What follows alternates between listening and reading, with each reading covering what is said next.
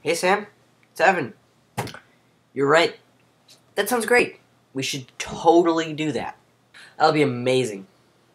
Let's do it. Unfortunately, I was sick last week. That's right, I know. You're very sad, but let me just let you know, it's okay. I'm better now. You don't have to be sad anymore. Yeah, but being sick kind of leaves you, let's say, unable to do certain things.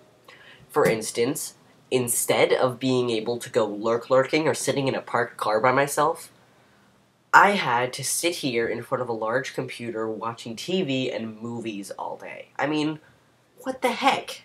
Seriously, I would much have rather gone to school at 7:40 in the morning than sit here watching TV. Gosh. But now that I'm better, I think I'm gonna try your game, which sounds very interesting. Maybe I'll add a twist to it. And I'll lurk the lurking people. That's right. I'm gonna be the lurking people's lurk. Yeah. Think about that. What now? On an unrelated note, grammar is now officially the bane of my existence. That's right. I know we've all had grammar for so long. It's always been our friend until you reach the 8th grade. That's right. Grammar is officially excommunicated from the Church of Evan. You're probably wondering, why? Well, that's a simple thing. Because grammar is too darn confusing. That's right. I mean, think about it. You got your subject, you got your verb, and then your adjective, and then your phrase, and then in your phrase you have the predicate nominative, and then you have the direct object, and then you have the preposition phrase, and then you have the gerund phrase, and then, well, with the infinitives, that's easy, but then when you remember that, you just gotta remember the appositives, which is also a simple thing. There is a cat. Do you see the cat? I will get the cat. I got the cat. Look how much fun I'm having just ranting about grammar and stuff while holding a cat. The only problem is, I'm not like you. I'm not as privileged. I don't have a camera. All I have is this annoying little webcam. That's right. I have to sit here and talk to you. Well, you can go up to the school in the morning and sit in the car and talk to me. I mean, seriously. But it'll all be better soon, so hold on to your seat. Which, on that note, I've never really understood that. Sitting on the edge of your seat, I mean, I don't see how this is making me nervous. I mean, I'm not nervous. I'm just like slide sideways. I don't know. So now I've caught you up with what I've been doing. And as you said in the end of your vlog, by the way, that word is amazing. I always thought it was video log, but video blog? That adds a new dimension to my life. Anyway, in the end of your video, you said you had a lot of Snapple caps that needed a purpose. So I've constructed a little list with what those uses could be. So here we go. Well, the first thing that comes to my mind when I think of Snapple caps is a pyramid, of course, but you thought of that already. I mean, dang it, Sam. But I guess the next best thing would be a cube! Make an eye patch out of it. Wear it all the time. Seeing as they have such interesting facts on the back, use them as flashcards to study for your final exam that you've been so looking forward to. Mini Frisbee! Earrings. Okay. This one takes some work, but it's worth it. Okay, first, simply establish a new country. And once you have this country, make the currency be made of bottle caps.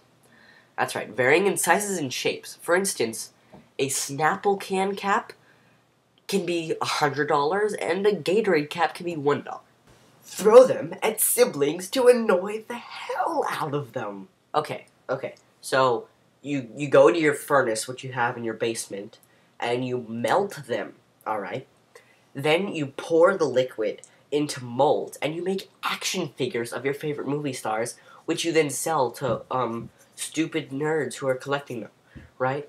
And then you could make some money and use the profit to make some more action figures. Christmas decorations! That's right, hang them all over your tree. Just like, throw them at the tree and hope that they stick. Glue them to the ceiling.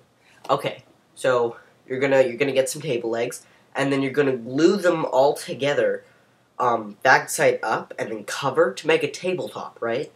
And then you have an amazing table. The pick for your guitar. Glue them onto your sunglasses. A styling way to be blind. Alright, so you know how the Snapple caps have the little facts on the back?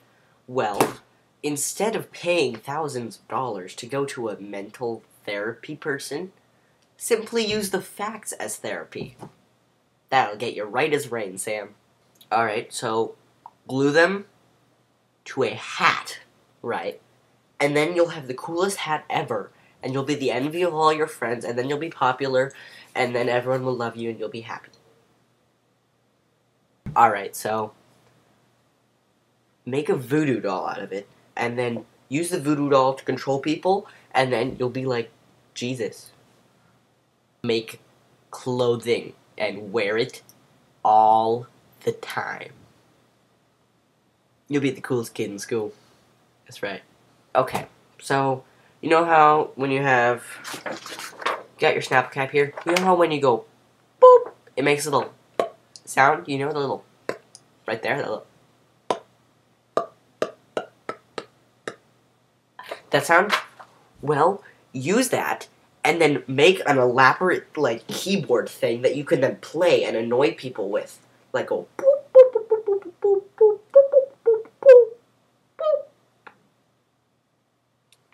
Right? Now, I think that's a good one. That's a very important one. You should remember that one. Okay.